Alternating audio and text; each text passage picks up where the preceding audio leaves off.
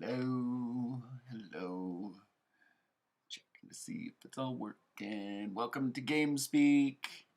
I am Layman Kingsford, and this is episode 9 of GameSpeak, wherein I just chat about my tabletop gaming experience, my game design experience, what I'm doing, all that fun stuff.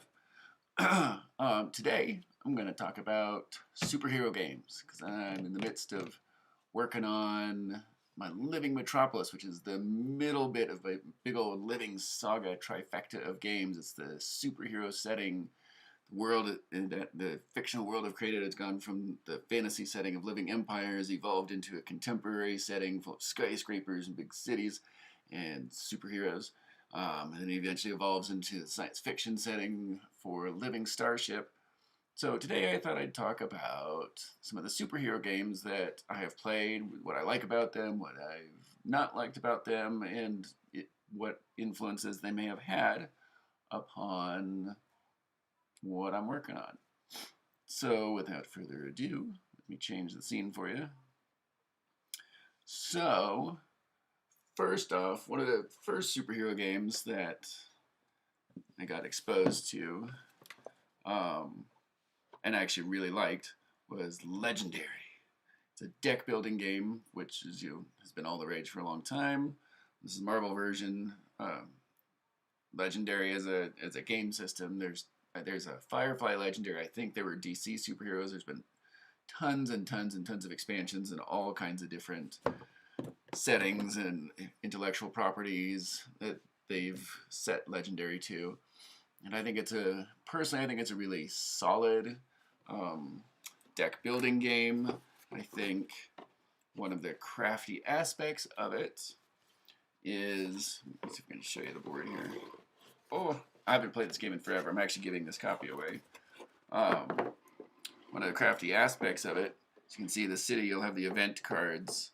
I think that come through. Where is it? Maybe I'm misremembering. But they sort of cycle through, and as they get closer and closer, things trigger, and you're trying to make sure stuff doesn't get to the end of the board. And I think that was really crafty. And otherwise, it's a standard deck building game. You start off with very little in your deck, and then you're buying new hero cards and ability cards and stuff, building up as you go. What failed to resonate with me in this game and some of my friends is that your deck at the end in general ends up being just this mishmash of things. You never feel like I'm playing the Hulk and I can smash things. Maybe you have a couple Hulk cards in there when they come out. Maybe they trigger and do a cool thing. Otherwise, it just never quite felt like, ooh, I am this superhero. So, it's one that other games have come along that capture that. And I don't personally have a copy of it. I play it digitally on my phone, but it's Sentinels of the Multiverse. That was a game that I got exposed to as a superhero game where you do have one unique deck, and it's really tightly structured around your superhero. So every single card synergizes with another card, and you really, if you're playing the speed hero, it's sort of like the Flash. I don't remember the heroes' names, and I think Legacy is maybe sort of like their Superman one. But if you're playing like the speed hero, Tachyon, I think maybe it's Tachyon. It's coming back to me. That deck feels like that hero and the things it does within the game. And you're going up against villains and a particular setting, so there's some mix and match that can go on there that makes each game feel a little different, even if you're playing the same heroes or different heroes. And I think it's, for my idea, I think it's one of the better, it had been one of the best superhero games out there. Until most recently, and I wouldn't be surprised if it was deeply inspired by it, but one of the games that's all the hotness right now is Marvel Champions, which is deck building sort of in the same way, where you've got your own unique hero deck.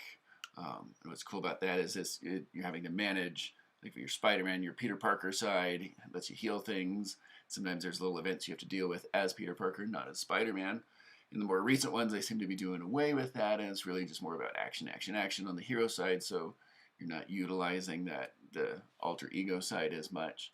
Um, but it captures it, and each character, like Sentinels, each one feels so unique, and that it's actually doing the things that hero and character does in the comics and movies, because many of these characters have been in movies now.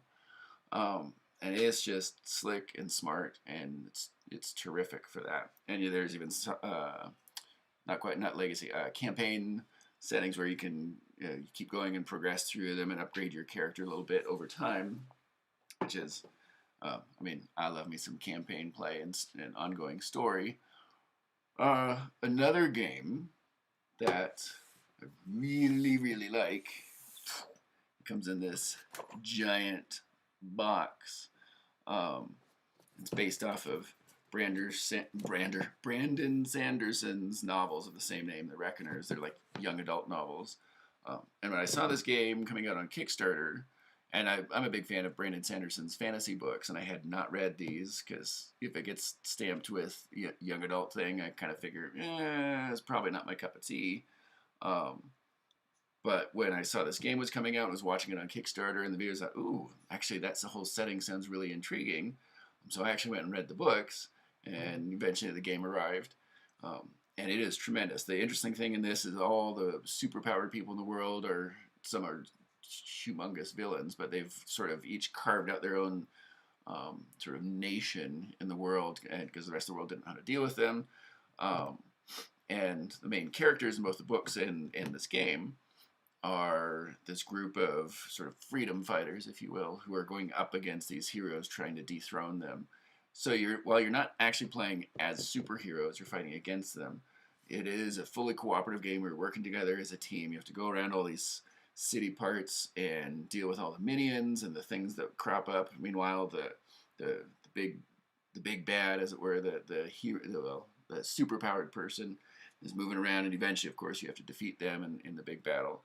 And it's really well done. And great components, these nice metal bits and things to it. But it's a terrific game, and I just really ended up really kind of liking the setting too. And the books are really good. So because it's Brandon Sanderson, he's a really solid writer. So it's not like it's crappy writing. It's actually still good writing. He's just thinned down the use of complex language and plotting and that sort of stuff to make it young adult appealable. Probably not a word, but I'm using it. But they're still solid read, I think, and I really enjoyed the setting and the characters he created with it. Another game I've gotten more recently, on which we did a live stream here recently with Lulu all night and Arabica Grinds all night. We played another cooperative superhero game, Marvel XMen Mutant Insurrection, which is just a sort of a dice rolling game. Much simpler in structure in general than these other sort of deck building games. But the cool thing is you just have a very simple sort of hero sheet that is one of the X-Men, and there's a certain allotment of dice, and you're just trying to get certain dice results to check off all the events and villains that are popping up that you have to deal with. And you can share some of your dice with other heroes. It really captures that cooperative aspect. Heroes working together. Oh, if I share this card with you, and so you get 2 of my dice, but you've shared yours with me, so I get 2 of your dice, which are maybe the ones I need right now, and I get to share a little bit of your power triggers for me. I get to use a little bit of like Iceman and Rogue are working together, and Rogue has an ability that Iceman can trigger on his turn. Really great. Love the game. I think it's a great, if you have somebody to talk you through it, it's not a bad gateway game. If you are playing it and no one in your group is familiar with contemporary gaming, it'll be a bit of a stretch, but it's so well done, and it's really nice. I'm excited for more content to come out for that. But this is brand new, like a few months ago, so it'll be a while, I am sure. So though there are some all this is Marvel stuff and the Reckoners. Uh, there are some DC hero games. I think Legendary, I may have mentioned that, Legendary may have had some DC expansions. And there is a DC Heroes deck building game. Maybe it is called DC Heroes. I don't even know. I don't have it. I've never played it. Um, it looks like it's probably just it. I don't know. My fear, I guess, it was too much like Legendary. Well, I've already got Legendary, and it's doesn't quite hit the spot for me. So maybe, I've just never tried it. I would love to because I love me some DC heroes. I love the iconicness of the DC superheroes. Um, but and, I'm an Aquaman fan. Uh, but so when it comes to what I'm doing with Living Metropolis, the aspects from these games that I really want to make sure are in the game is, of course, it'll be cooperative. The campaign sort of legacy thing. We're gonna be keeping dice rolling is what I think the big thing just about superhero movies, superhero comics, some superhero games is that it's you don't I it for my taste. You don't want anything that's like too thoughtful and plotting and just sort of plods along because so much of the superhero stuff is about action. So I want stuff you can do you kind of make relatively quick decisions and it's relatively quickly resolved. And if it's like a dice pool versus dice pool thing, maybe you've got cards to mitigate your dice rolls. Don't know yet how closely we're going to tie components and mechanics through the 3 games, through Living Empires, Living Metropolis, and Living Starship. Currently kind of working on the thought of maybe there's just a core box of components, dice, some basic cards or something, I don't know, that work for all 3, and they just get implemented in different ways in each of the 3 different games. But I don't want each game to necessarily play exactly the same, because then it just feels like, oh, here's a game, and we just slap a thin veneer of superhero-ness on it, or a thin veneer of fantasy-ness on it. So I want each game to feel and play differently, but there's maybe marketing-wise and component building-wise something to be said to have certain sort of base shared components. And there's certainly going to be base concepts and themes that work across all 3. The whole motivation system. So if you're familiar with Dungeons and Dragons, alignments, lawful evil, chaotic good, neutral good. We've got something sort of like that. We call it motivations. Is your character motivated by power? They're just looking to be the most effective or influential or powerful person that they can be. Or are they motivated by benevolence? They're motivated to sort of help people make sure things are going well and nicely and that everybody feels well taken care of. Or are they motivated by acquisition? They just want to have stuff and feel complete by having stuff. Oh, it doesn't necessarily mean stuff. Acquisition could be motivated by acquiring knowledge. They just want to know everything. And superhero stuff that, and a superhero theme, those take-ons might resonate slightly different than they will in the Living Starship and the Living Empire stuff. But I still want the superhero, the Living Metropolis thing, to have enough action that you don't feel like you're bogged down just, oh, I gotta do turn after turn or round after round of solving a puzzle. So maybe it's smaller little puzzle things or something that are resolved more quickly and there's an aggregate. So if you failed two of them but succeeded at 3 or 4 of them, something happens. And also it looks like the artist we're going to be teaming up with does great superhero stuff. And we want to maybe make the game so that what you're trying to accumulate as a player is comic book panels. So maybe they're on like tarot-sized cards.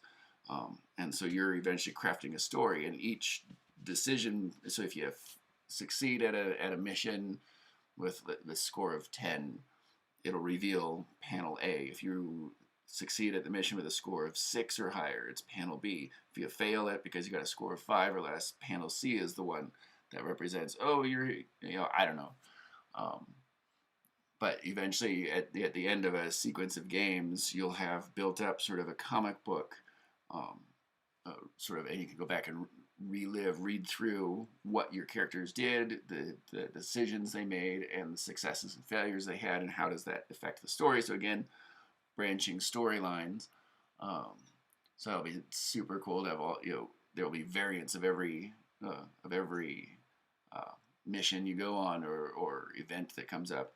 Could be one or two or three or four different possible comic book panels that get slotted into maybe a little sleeved binder or something.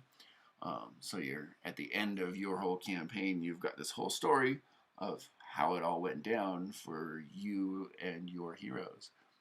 And well, I think that's kind of where it is right now. We're definitely going to keep dice. We're going to keep so the dice will be a continuity through all three games. That motivation concept will be a continuity through all of them.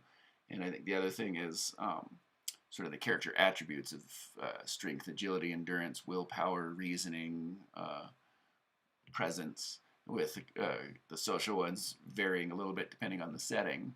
Whereas in the Living Starship, one of your characters' social attributes is their military rank, because all the characters you'll be playing are in the fleet. So their rank actually does affect how they're seen by the rest of society, their peers, and non fleet people. Whereas that would be irrelevant in the superhero game. So we switched it up to being their fame, because sort of like the Reckoners, our setting, heroes are not going to be quite the same as they're set up in like Marvel or DC. Maybe a little bit more like the Reckoners. So it's not going to be that cataclysmic world where they're all despots and harsh rulers of their own lands. Won't be quite like that. But so your military rank wouldn't matter. So it's going to be their fame. How well are they known? And maybe it's because they're controlled by a corporation, sort of like if you're watching The Boys, or have read the graphic novels The Boys, where these heroes are very much controlled by different governments or religious organizations or corporations. It'll probably be a little bit more like that, even though the heroes themselves in The Boys are still very DC-like, so very Superman, Wonder Woman, Flash-like. So it won't be like that, the heroes exactly. Then in the fantasy stuff, fame may not be the aspect of it, but sort of their religious fervor as it applies to which sign they are, whether they're flame or bone or wind or wave sign. Those are all also religions in the fantasy portion of the world. So that's kind of where those things all set right now. So those are some of my favorite superhero games, or superhero games that I've enjoyed over time. And that's it for episode 9 of GAYme. I am Layman Kingsford. Please make sure you subscribe, like this video, chat with me. It doesn't have to be live, obviously. Send us a message, info@cheekydingo.com. I'll put that in the details. And I'll see you next week.